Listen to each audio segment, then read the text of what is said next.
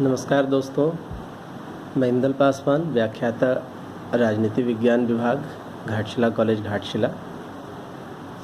आज मैं शायद बहुत दिनों के बाद, लगभग 10 दिनों के बाद मैं आपके सामने उपस्थित हो रहा हूँ एक नए विषय के साथ। इस बीच मैं कुछ पारिवारिक व्यस्तताओं के कारण आपके समक्ष उपस्थित नहीं हो पाया। आज मैं खासकर पीजी सेमेस्टर यूजी सेमेस्टर 5 के विद्यार्थी के लिए और उन विद्यार्थियों के लिए जो प्रतियोगी परीक्षाओं की तैयारी कर रहे हैं, उसके लिए एक बहुत ही महत्वपूर्ण विषय पे आज हम चर्चा करना चाहते हैं। वो विषय है basic structure of the Indian constitution, संविधान की मूल संरचना। संविधान की मूल संरचना का सिद्धांत सुप्रीम कोर्ट ने Keshavananda Bharati versus state of Kerala case के जजमेंट ने सुप्रीम कोर्ट ने ये सिद्धांत स्थापित किया और इसके बाद ये एक महत्वपूर्ण विषय बन गया हम सब के लिए, खासकर राजनीति विज्ञान के विद्यार्थियों के लिए, कि ये बेसिक स्ट्रक्चर का सिद्धांत है क्या। तो इस विषय में आज हम लोग ये बात करेंगे। हम लोग मुख्य रूप से बात करेंगे कि ये डॉक्ट्रिन ऑफ बेसिक स्ट्रक्चर आया कैसे, कौन कौन से वो केसेस थे जिसके माध्यम से सुप्रीम कोर्ट ने अलग अलग समय में अपने निर्णय दिए और अंततः 1973 में ये सिद्धांत स्थापित किया। और आज ये सिद्धांत एक महत्वपूर्ण पहलू है भारतीय संविधान का, जिसको हम सब के लिए समझना जरूरी है। मोटे तौर पे हम लोग ये समझें पहले कि हम लोग जब संविधान की विशेषता की बात करते थे तो हम लोग ये बात कहते थे कि संविधान, भारतीय संविधान में संविधान की सर्वोच्चता और संसद की प्रभुसत्ता के बीच एक समन्वय स्थापित की गई है। लेकिन जब संविधान हमारे यहाँ लागू हुआ और उस संविधान में आर्टिकल 368 के माध्यम से संसद को जो शक्तियाँ दी गई संविधान में संशोधन करने की, वो शक्तियाँ ऐसी थी कि संसद चाहे तो संविधान के किसी भी भाग को वो बदल सकती थी। हालांकि उसी संविधान में, संविधान के भाग 3 में जो मूल अधिकारों से संबंधित भाग है, जो 12 से लेकर 35 तक विस्तृत है, उसके आर्टिकल 13 में एक व्यवस्था की गई थी कि राज्य या संघ कोई भी ऐसा कानून नहीं बनाएगा, कोई भी ऐसा नियम नहीं बनाएगा जिससे कि मूल अधिकार बाधित हो। ये एक व्यवस्था की गई थी। हम लोग थोड़ी सी इतिहास की बात करें कि क्या घटनाएं हुई, कि उस कुछ घटनाओं के परिप्रेक्ष्य में ही हम लोग ये जानने का कोशिश करेंगे कि कैसे ये डॉक्ट्रिन ऑफ बेसिक प्रिंसिपल स्थापित किया गया। संविधान के लागू होते ही, अर्थात ये कि सुप्रीम कोर्ट को ये अधिकार दिया गया था कि वो ये देखे कि राज्य या संघ कोई ऐसा कानून न बनाए, कोई ऐसा नियम न बनाए जिससे कि मूल अधिकार बाधित होते हैं या मूल अधिकार पे किसी तरह का कोई संकट आए या उसको छीना जाए या उसको कम किया जाए। अगर ऐसा कोई भी कानून हो तो वो अवैध घोषित होगा। अर्थात ये सुप्रीम कोर्ट का न्यायिक पुनर्विलोकन की शक्ति स्थापित करती थी भारतीय संविधान के द्वारा। हुआ ये कि 1951 में संसद ने पहला संविधान संशोधन लाया, संविधान लागू होने के बाद, और पहला ही संविधान संशोधन में जो 1951 में आया था उसमें संपत्ति के जो मूल अधिकार थे उसमें कुछ चेंज कर दिए गए।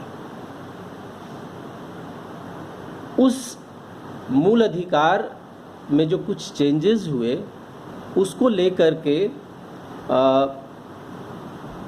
एक केस दायर कर दिया गया 1951 में। वो बड़ा फेमस केस है जिसको बोलते हैं Shankari Prasad versus union of state. Shankari Prasad case 1951 में, और उसको उस अमेंडमेंट को चैलेंज किया गया। उसके जवाब में सुप्रीम कोर्ट ने ये जजमेंट दिया। उसने ये कहा कि संसद के पास ये अधिकार है कि वो आर्टिकल 368 के अंतर्गत उस संविधान के किसी भी भाग में संशोधन कर सकता है। ये शंकरी प्रसाद केस में सुप्रीम कोर्ट ने निर्णय दिया। उसके बाद 1967 में Golaknath case versus state of Punjab में इसको उसने रिवर्स कर दिया। अपने ही जजमेंट को सुप्रीम कोर्ट ने रिवर्स कर दिया, क्योंकि उस समय एक और अमेंडमेंट आया था, 17th अमेंडमेंट 1964। उस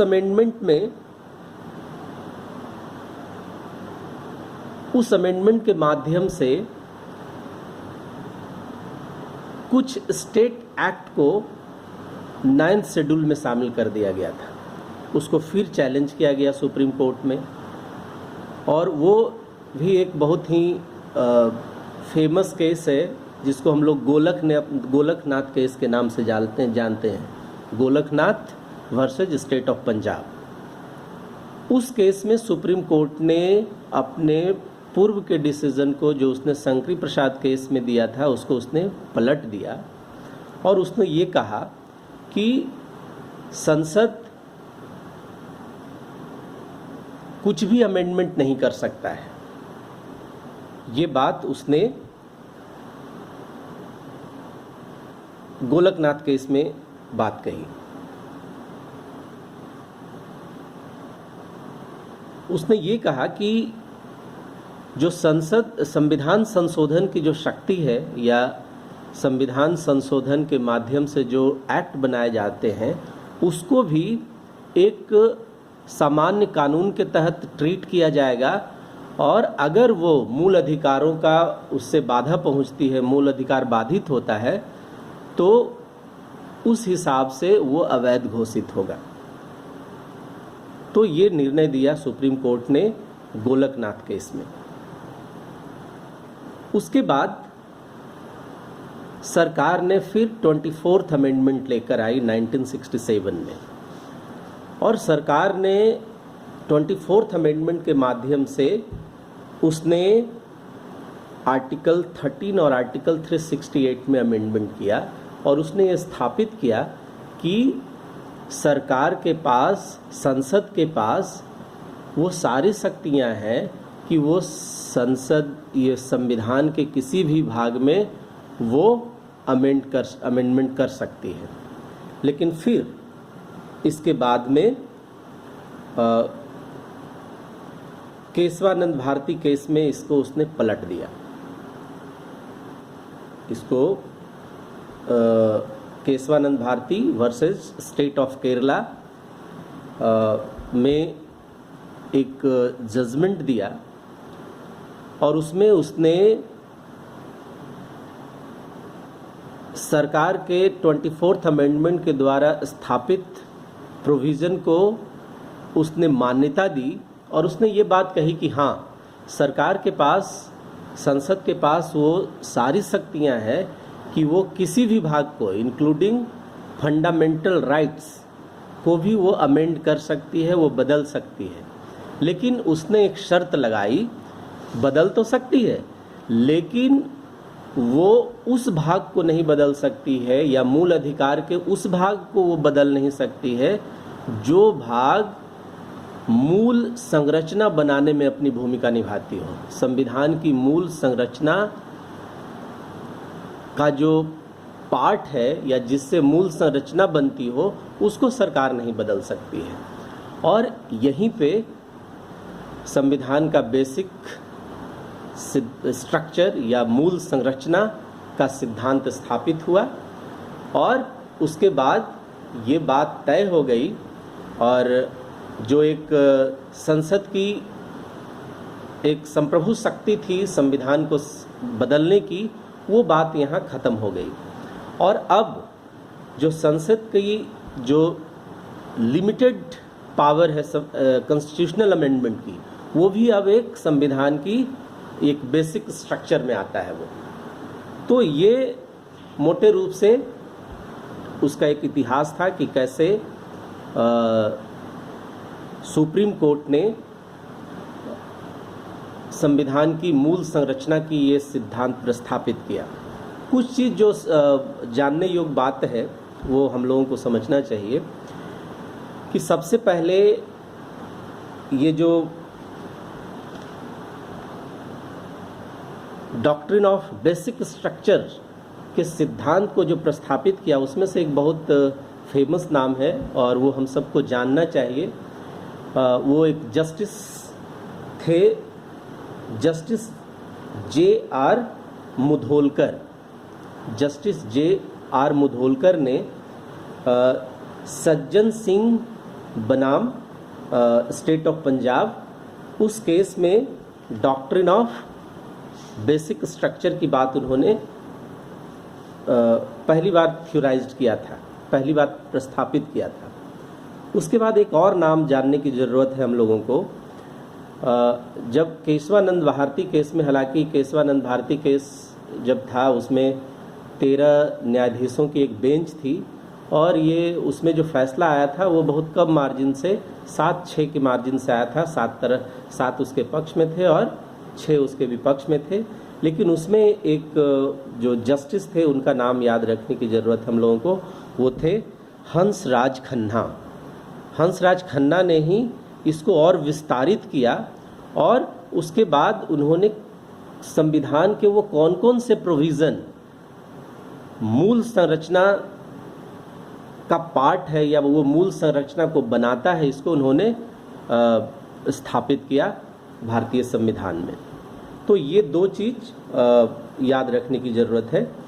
उसके बाद एक और चीज़, एक और केस है इसी से रिलेटेड, वो है वामन रॉ केस 1981।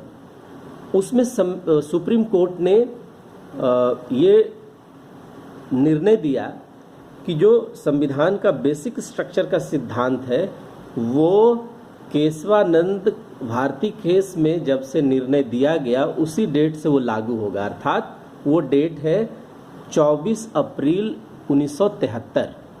मतलब उसके बाद से जितने भी अमेंडमेंट होंगे उन सारे अमेंडमेंट पे ये जो संविधान का बेसिक स्ट्रक्चर का सिद्धांत है वो उस पर लागू होगा।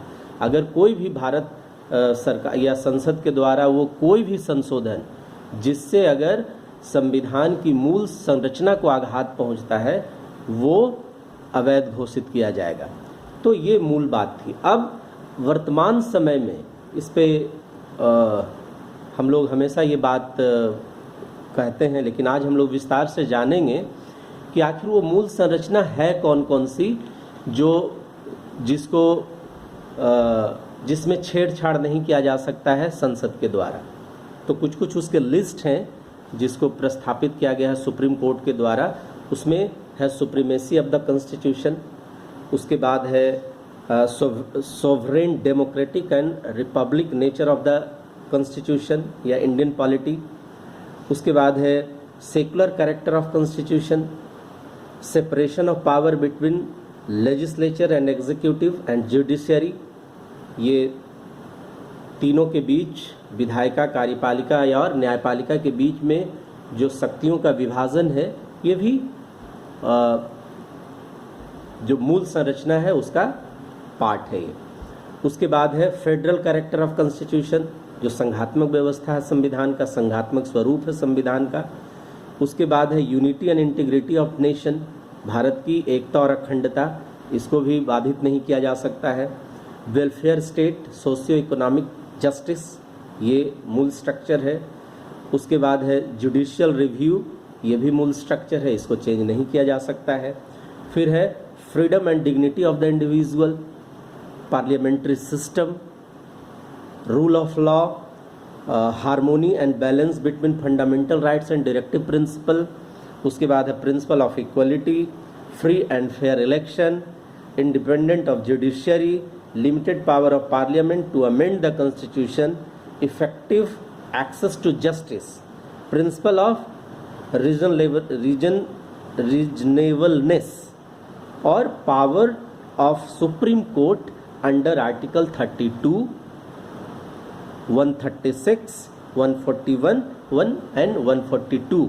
ये कुछ प्रोविज़न क्लियर किए गए हैं और ये बताए गए हैं कि ये सारे वो प्रोविज़न है जिसमें संसद बदलाव नहीं कर सकती है, जिसमें वो कोई छेड़छाड़ नहीं कर सकती है, इसलिए क्योंकि ये संविधान का ये बेसिक स्ट्रक्चर है।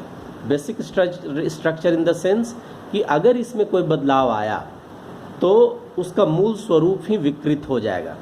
जैसे कि उदाहरण के तौर पे मैं आपको समझाने के लिए एक उदाहरण दे रहा हूँ कि मान लिया कि कोई घर है, कोई बिल्डिंग है, तो बिल्डिंग की जो बाहरी दीवारें हैं, उसका नींव है और जो उसका छत है, इसको आप मान सकते हैं कि ये मूल स्ट्रक्चर है।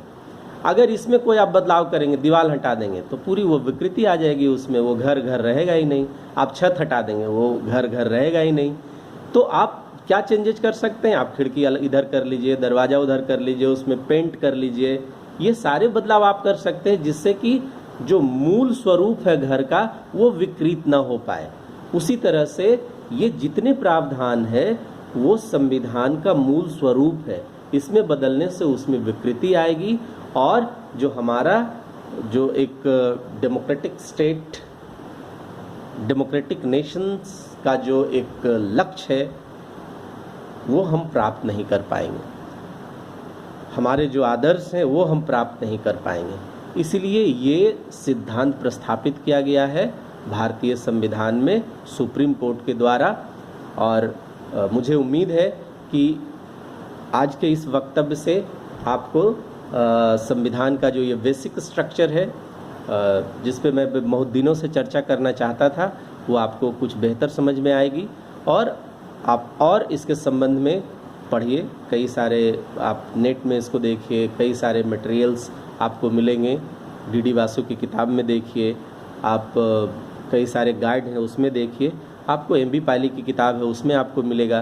तो आपका जो समझ है और बेहतर होगा और इसी उम्मीद के साथ कि आपको ये फ़ायदा पहुंचाएगा, मैं अगले बार फिर एक नए टॉपिक के साथ उपस्थित होऊंगा। तब तक के लिए गुड नाइट, धन्यवाद।